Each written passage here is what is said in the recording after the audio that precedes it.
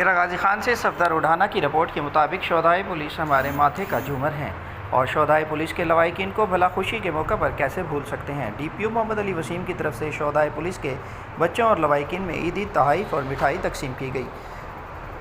DPO Mohammad Ali Wasim ने कहा कि हमारे हीरोज़ हमारे महकमा का फ़ख्र हैं, जिन्होंने अपनी जानों का नजराना पेश करके अवामुन्नास के तहफ़्फ़ुज़ को यकीनी बनाया। तमाम शहदा आज भी हमारे दिलों में ज़िंदा हैं और इनकी कुर्बानियों को कभी फरामोश नहीं किया जा सकता। इन सब की कुर्बानियों की बदौलत ही अमन कायम हुआ है। शहदा ने अर्ज़ वतन की खातिर जान के नजराने पेश करके हमारे सर फ़ख्र से बुलंद किए हैं।